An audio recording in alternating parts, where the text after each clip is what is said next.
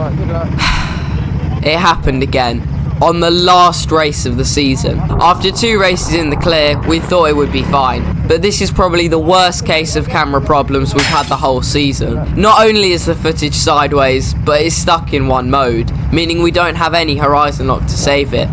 But I'll try and make the best video possible out of this one, because trust me, this race was a good one, with the last stint being described as my best one ever, and it may have even lifted us out of the A-League drop zone. So stick around till the end to see that. So as it was the last race of the season, pressures were very high in the B-League. Bert had pretty much already sealed the championship, but with a gap of 13 points, a comeback from Alex in P2 was still mathematically possible, if Alex won with fastest lap, and Bert finished outside the top 8. But things were much closer in the A-League, with Dexter and Josh still within 1 point of each other for the championship lead, and the battle for third still wide open. And for the first season ever, we weren't in championship contention, meaning there was a lot less pressure on this race. Or was there? As we were 7th in the standings, meaning we were in the drop zone for the A-League. So we'd have to finish at least on the podium, and even then it depended on where others finished, as to whether we would stay in the top flight of the championship for next season. But our efforts would be helped when we found out we'd been put in a team with Jen and Harry, both new but quick drivers, and in my team I was elected to do qualifying. So as we exited the pit lane, the track was all but dry, except for 3 specific points. There was a small wet patch on the exit of the first corner, a small one midway through 180, and pretty much the entirety of Oak Tree was all wet. But aside from that, it was dry, and this took quite a bit of time to get used to, as you could still take the corners as you normally would, but if your line was slightly off, you'd immediately be in the grass. So after 5 laps of trying to figure out the conditions and set the best time we could, we qualified P9. And while it wasn't the best result, it's not as bad as it sounds, as the entire field was within half a second of each other. What was more dramatic though, was Bert had qualified P10, and his championship rival Alex was on pole, meaning the comeback might still be on. And what's even bigger was that Josh was Bert's teammate, meaning he could have potentially lost the championship here as well. So it's going to be all to play for in these first few laps.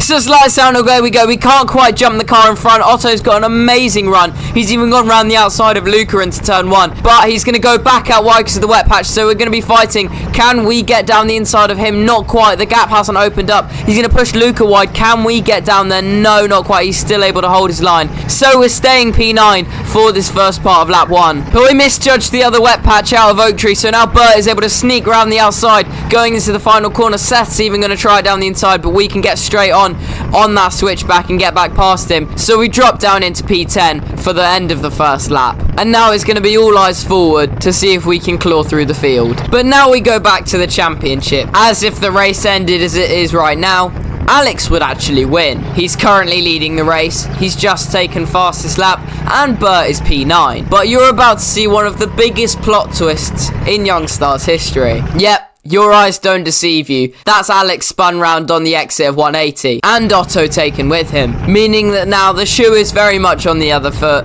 and it's Alex that has to claw through the field to get any chance of fighting Bert for the championship. So now that's put us up into 8th. But that wouldn't be the only way we'd gain positions, as we finally caught back up to the field. So now following Luca down into 180, he's going to try the move on Bert, so we're going to go to the outside and try and follow Bert through on the inside for the next corner.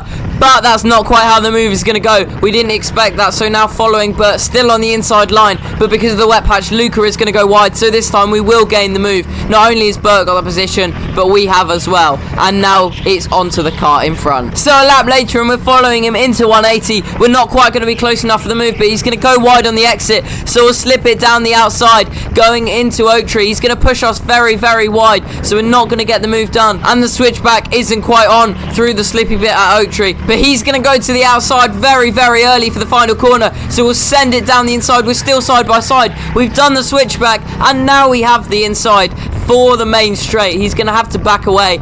And we're telling him now to slot in behind us while we go after the rest of the field. So that was it for our first stint. and as others had pitted in front, we finished P4. But it was hard to tell where our exact net position was, as we could place it anywhere between 7th and 4th. So after our pre-stint encouragement from Otto and Alex, we were ready to get out on the track. And as Jen and Harry had had slightly less successful stints, we were back in P9. But we were ready, as this stint was absolutely crucial for staying out of that A-League drop zone. Firstly, the person pitting at the same time as us was running 4th in the championship, meaning we need to finish ahead of them. And all of the other drivers we need to finish ahead of will be near us when we come out the pit lane. So now we know exactly what we need to do to be in the A-League next year. And it's a tall order, as we need to go from 9th to 3rd, but we got to work. So after 2 minutes of overtaking cadets, and even setting the fastest lap, we caught up to the first 2 cars. So following the first car down through centre, we're not quite going to be close enough to try and move into 180, but as he goes over the wet patch, he has a little wobble in mid-corner, so we'll be close enough to try and move on the exit. We're going to duck to the inside for the little right kings. We go now down into Oak Tree, and we have the move done around the outside, so now that's up into P8. And immediately following the next car, are we going to be close enough to have a look down the main straight and into turn 1 even? We're going to be slipstreaming him down the main straight. He's going to pull to the outside, so we're going to have a look down the inside for turn 1. He sees us, we see him, and it's down the inside. He will still try and hold it for turn 2 though, but we have the better line and we've sent it down the inside. So in 1 lap, we're up into P7. So 4 minutes later, the guy in P6 pits. And because of all the good laps we've been doing so far, we were able to overcut him, putting us in P6. The last 5 minutes also helped us catch up to the guy in front, who we'd be stuck behind for a lap. So we're on the outside going into the final corner. Are we close enough? Not quite. Can we get the switchback done? No, he cuts to the inside, but now slipstreaming. We're glued to his bumper down the main straight, thinking about a move into turn 1. We're going to send it down the inside. He blocks it off, but it's a good dummy move as it sends him all the way wide coming out of turn 1. So now we're going to cut back to the outside for 180. Is this going to be the move? Not quite. He cuts back across, but it is going to give us a beautiful switchback, and that is fine.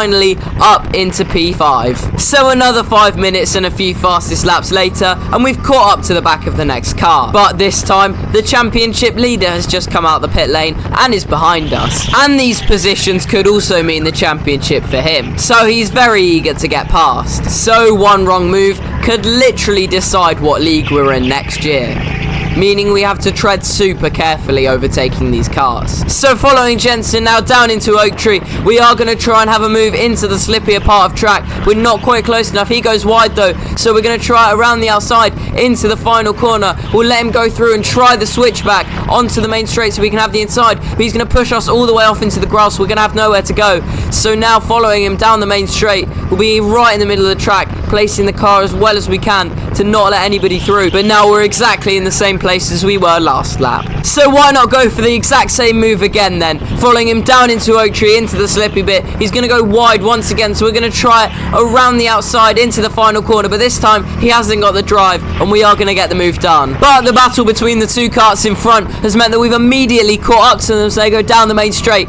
So can we have a look into turn 1? Kobe is going to go a little bit wide on the exit of the first corner, so we'll send it down the inside into turn 2. Little dive bomb, but we're not quite close enough, so we try the switchback, but he pushes us nearly into the grass, so we're going to have to settle back down into P4 for the time being, but only temporarily, as 1 corner later we're following Kobe through the slippy part of circuit. He's going to go wide on the exit, so we'll send it around the outside into the final corner. We're not going to commit completely, so we'll go for the switchback and try and get the inside line onto the main straight. Is he going to go wide? He will, so we're now going to try and slipstream Josh through up into P3. So now we're in the right position. All we need to do is stay behind Josh and keep everyone else behind.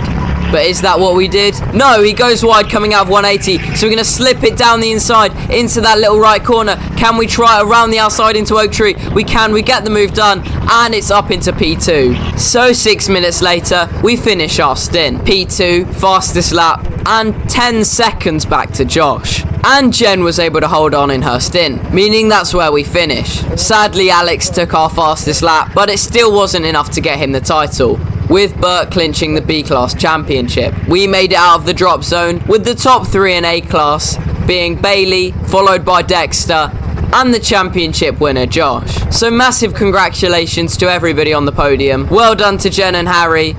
Thanks for watching, and I'll see you guys next time.